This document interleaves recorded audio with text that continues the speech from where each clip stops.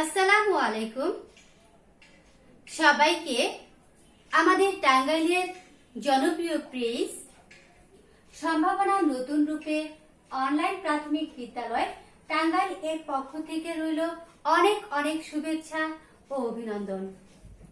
আমি সাবিনা আক্তার কলি, সহকারী শিক্ষক, সুতি মডেল সরকারি প্রাথমিক বিদ্যালয় গোপালপুর টাঙ্গাইল থেকে উপস্থিত হয়েছি প্রাক প্রাথমিক শ্রেণীর মজার ও আনন্দদায়ক ক্লাস নিয়ে। তো আমার প্রাক প্রাথমিক শ্রেণীর ছোট্ট সোনা বন্ধুরা, তোমাদের সবাইকে আমার হাতের তৈরি শপিং ব্যাগের ফুলের শুভেচ্ছা রইল। আশা করি তোমরা সবাই অনেক ভালো আছো ও সুস্থ আছো। হ্যাঁ, আমিও মহান আল্লাহ তাআলার রহমতে অনেক ভালো আছি ও সুস্থ আছি। প্রাক প্রাথমিক শ্রেণীর ছোট্ট সোনা বন্ধুরা, আমরা তো করোনা ভাইরাসের জন্য এখন সবাই ঘরে অবস্থান করছি আর একটা অলস সময় পার করছি। তো শরীরটাকে সুস্থ সবল রাখতে কিন্তু ব্যায়াম অনেক ভালো। এখন আমরা একটি ব্যায়াম করব। ব্যায়ামটি হলো ৮ নং ব্যায়াম, হাত ও পায়ের ব্যায়াম, তালি বাজানো। তো বন্ধুরা, ব্যায়ামের জন্য আমরা প্রস্তুত হয়ে যাই। আমি প্রথমে তোমাদেরকে ব্যায়ামের নিয়মটা দেখিয়ে দেই, তোমরা মনোযোগ দিয়ে দেখো। আমরা ১ বললে ২ হাত ২ দিকে প্রসারিত করব, এই তো ১। ২ বললে আমরা ২ হাত মাথার উপরে তুলে তালি বাজাবো ও ২ পা ফাঁক করব, যেমন ২। ৩ বললে আমরা আবার প্রথম অবস্থায় ফিরে আসব, ৩। তো বন্ধুরা, আমরা ব্যায়ামের নিয়মটি এবার দেখলাম। এবার আমার সাথে তোমরা করো। ব্যায়ামের জন্য প্রস্তুত, ১, ২, ৩। বন্ধুরা, আমরা একটু সাবধানে করব এই ব্যায়ামটি, যাতে পড়ে না যায় ও ব্যথা না পাই। ঠিক আছে বন্ধুরা? চলো বন্ধুরা, আমরা আরো একবার করি। ১, ২, ৩। বন্ধুরা, তোমরা বাসায় বসে এই ব্যায়ামটি বেশি বেশি চর্চা করবে। এবার বন্ধুরা, দেখেছো আমি কমলা রঙের কত সুন্দর একটা শাড়ি পরেছি। আর এই দেখো, সুন্দর করে এই তো এটা পরে নিলাম। কেমন দেখাচ্ছে আমাকে? হ্যাঁ, বউ বউ দেখাচ্ছে, তাই না?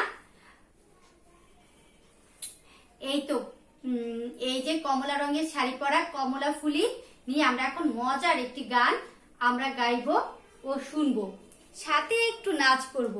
ঠিক আছে বন্ধুরা? তাহলে ঝটপট পাশে থাকা একটা উড়না নিয়ে বসে যাও, নাচের জন্য প্রস্তুত হয়ে যাও, কারণ তোমরা তো নাচতে খুব পছন্দ করো।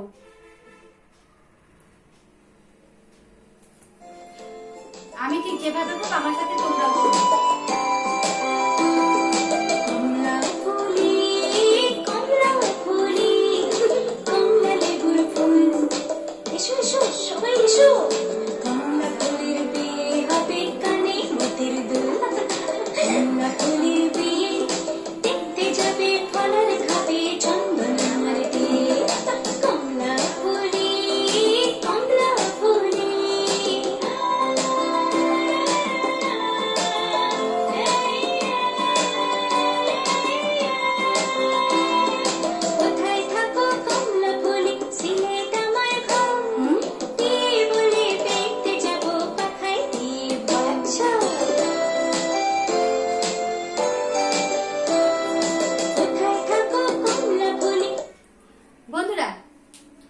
কেমন লাগলো এই এভাবে তোমাদের নাচ করতে আর একটি গান শুনতে?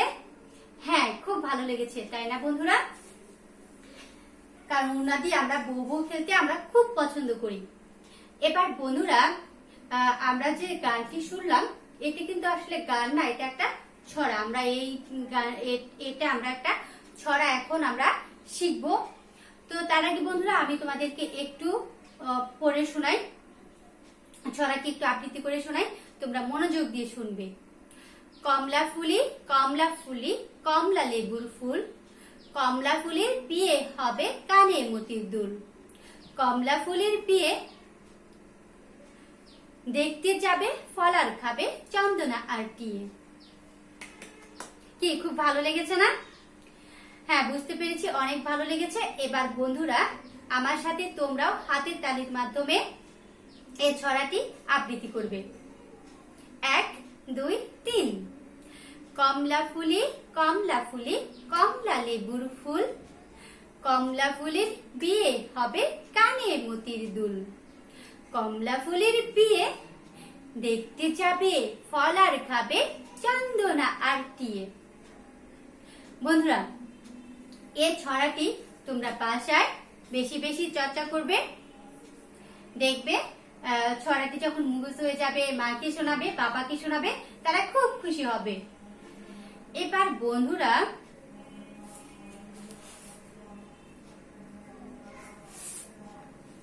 আমি তোমাদেরকে একটি মজার ছড়ার কয়েকটা লাইন শেখাবো। মজার একটি গান আমি কয়েকটা লাইন তোমাদের শোনাবো। ঠিক আছে বন্ধুরা?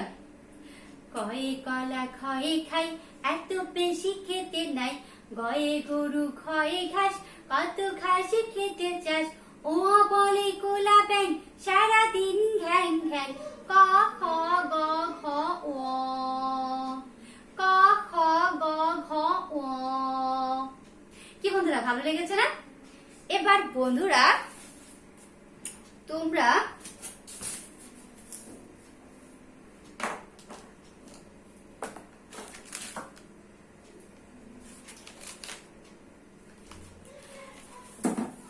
আমি কিছু ছবি তোমাদের দেখাবো, তোমরা মনোযোগ দিয়ে দেখো ছবিতে কি দেখতে পাচ্ছ।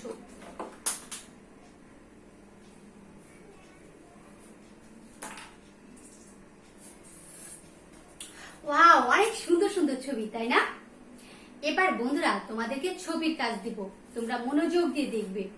এখানে দেখো তো কিসের ছবি দেখতে পাচ্ছ? হ্যাঁ, একটা মইয়ের ছবি। তাহলে মই এর প্রথম বর্ণটি কি বলো তো?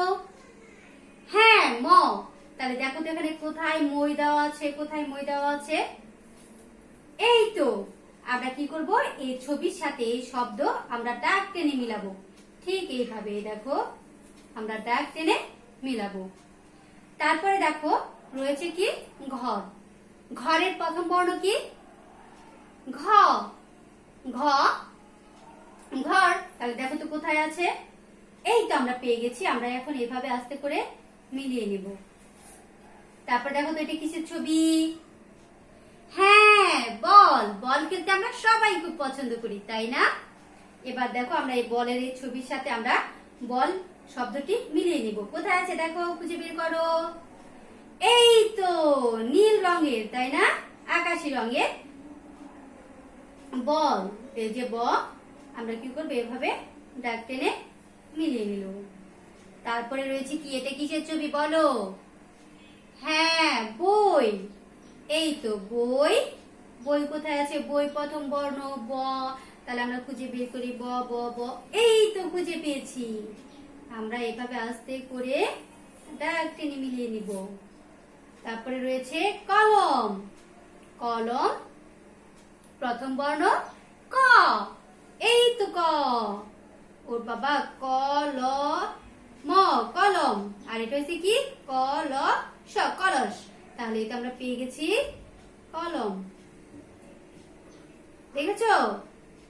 এই তো এই দুইটা বর্ণ পাশাপাশি ছিল, আমরা পাশাপাশি এভাবে মিলিয়ে নিয়েছি, দাগ টেনে মিলিয়ে নিয়েছি। কি বন্ধুরা খুব ভালো লেগেছে না? হ্যাঁ, এবার বন্ধুরা আমরা তো বাসায় বসে চিপস, বিস্কিট, চকলেট এই সকল খাবার যখন বাবা মা আমাদেরকে দেয় আমরা তো তখন খাই, তাই না? তখন আমরা কি হয়, আমাদের জায়গাগুলো কি হয়, এই দেখো এই যে চকলেটের কাগজ, বিস্কিটের কাগজ, আমরা যখন একটু লেখালেখির কাজগুলো করি তখন এই দেখো যে চিপসের কাগজগুলো এভাবে আমাদের বাসার কি রুমের চতুর্দিকে এরকম ছড়ানো ছিটানো থাকে। তো দেখতে কি ভালো লাগে বলো? না, মোটেও ভালো লাগে না। তাহলে এগুলো আমাদের কি করতে হবে বলো তো? হ্যাঁ, একটা নির্দিষ্ট জায়গায় ফেলতে হবে। হবে। এই যে বন্ধুরা, আমি এখানে নিয়ে নিয়েছি একটা নির্দিষ্ট জায়গা। এই তো আমরা এখন একটা ছড়ার মাধ্যমে আমরা এখানে রেখে দিই। এটা এই তো দেখা যাচ্ছে অবশ্যই। আমরা কি করবো এখন, এই তো এই যে ময়লাগুলো যা রয়েছে, এগুলো কি ময়লা আবর্জনাগুলো আমরা একটা নির্দিষ্ট জায়গায় ফেলবো, কিন্তু একটা ছড়ার মাধ্যমে। আমার সাথে তোমরাও বলতে পারো। আমি প্রথমে একটা ওই লাইনগুলো শোনাই তোমাদের, যে কাগজের টুকরা, কাগজের টুকরা জায়গা করে নোংরা পড়ে আছে ওই, তুলে নেই বিনে ফেলে দেই। এই তো আমাদের বিন রয়েছে, আমরা এখানে এইভাবে ফেলে দিব। এই দেখো, আমরা আবারও একটু বলি, আমার সাথে এখন তোমরাও বলো, যে কাগজের টুকরা, কাগজের টুকরা জায়গা করে নোংরা পড়ে আছে ওই, তুলে নেই বিনে ফেলে দেই। বিন মানে কি? আমরা বিন মানে বুঝবো যে যেখানে ময়লা আবর্জনা ফেলে এমন একটা পাত্র বা নির্দিষ্ট একটা জায়গা। ঠিক আছে? তো বন্ধুরা চলো আমরা আরো একটা বলি, যে কাগজের টুকরা, কাগজের টুকরা জায়গা করে নোংরা পড়ে আছে ওই, তুলে নেই বিনে ফেলে দেই। তাহলে কি হয়ে গেল? দেখো, আমাদের এই তো এতটুকু জায়গার নোংরা আবর্জনা ছিল, সব পরিষ্কার হয়ে গেছে। আমরা কিন্তু বাসায় বসে এই কাজগুলো কিন্তু করতে পারি। তাহলে কি হবে? আমাদের বাসাটা পরিষ্কার থাকবে, কখনো ময়লা হবে না। ঠিক আছে বন্ধুরা? এবার বন্ধুরা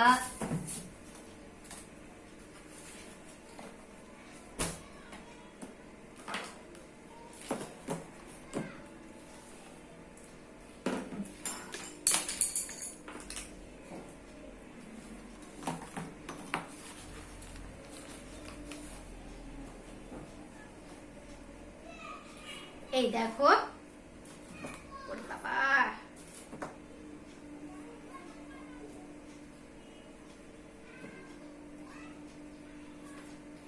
এই দেখো, এখানে রয়েছে দুটি কলম, দুটি রঙিন কলম।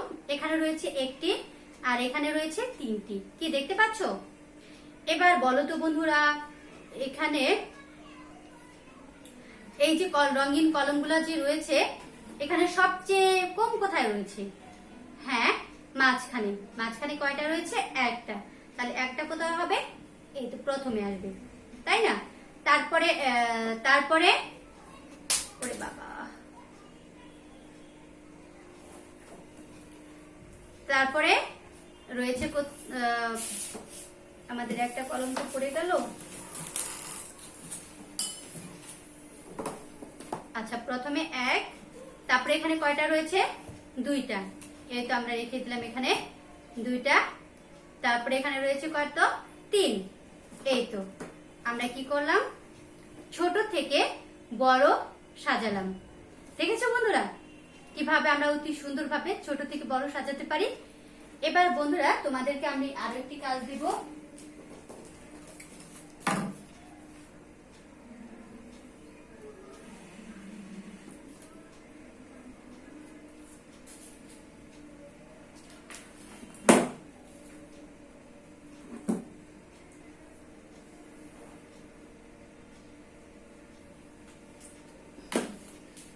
এই দেখো, এখানে দেখো তো প্রতিটি সংখ্যা রয়েছে। সংখ্যা এখানে প্রথম সংখ্যাটা কি কত? 5, তারপরের সংখ্যা 3, তারপরের সংখ্যা 8। এবার দেখো তো বন্ধুরা, প্রথমে যে 5 সংখ্যা রয়েছে, তাহলে এখানে কোন সংখ্যাটা সবচেয়ে ছোট? আমরা কি করবো এখন? ছোট থেকে বড় সাজাবো। তাহলে প্রথমে কত? 3টা। দেখো 3টা, এখানে দেখো বিন্দু দেওয়া আছে, গোল দেওয়া আছে। তাহলে সবচেয়ে কম রয়েছে এই যে 3, এখানে 3টা বিন্দু রয়েছে। তাহলে আমরা প্রথমে কত লিখবো? 3। 3 সংখ্যাটাকে লিখবো। তারপরে রয়েছে দেখো এখানে কত? অনেক বেশি, আর এখানে কম। তাহলে এটা হচ্ছে, এটা বেশি, তাহলে লিখবো 5। আর এখানে রয়েছে কত? 8। দেখেছো 8টা শূন্য রয়েছে। তারপরে হলো আমরা লিখবো 8। এইভাবে দেখো তো বন্ধুরা। এবার তোমরা একটু আমার সাথে করো, বলো তো বন্ধুরা, এখানে কোন সংখ্যাটা সবচেয়ে ছোট? হ্যাঁ, ঠিক ধরেছো, এই তো 1। তারপরের সংখ্যা কত হবে? দেখো তো, এখানে কি 5 রয়েছে আর এখানে 3 রয়েছে। বলো তো তারপরের সংখ্যাটা একের থেকে একটু বড় কোনটা হবে? হ্যাঁ, ঠিক ধরেছো, 3। তারপরের সংখ্যা কত হবে বলো তো? 5। এবার বলো তো বন্ধুরা, এখানে যে সংখ্যাগুলো রয়েছে এখানে সবচেয়ে ছোট সংখ্যাটা কোনটা? হ্যাঁ, সবচেয়ে কম দেখতেছি আমরা 2। তাহলে আমরা কি করব? প্রথমে 2 লিখব। তারপরে কত রয়েছে দেখো, 1 2 3 4 5 6 7, আর এখানে রয়েছে 1 2 3 4 5 6। তাহলে কোনটা ছোট? 6 ছোট নাকি 7 ছোট? হ্যাঁ, 6 ছোট। তাহলে আমরা কি করবো? এখানে 6 লিখে নেব। আর এখানে কত রয়েছে? 7। এই তো আমরা 7 লিখে নিলাম। তাহলে বন্ধুরা আমরা ছোট থেকে বড় সংখ্যাগুলো আমরা লিখতে শিখে গেলাম। বন্ধুরা এই ছিল আমাদের আজকের ক্লাস। সবাই ভালো থাকবে, সুস্থ থাকবে। আজ এই পর্যন্তই। আল্লাহ হাফেজ।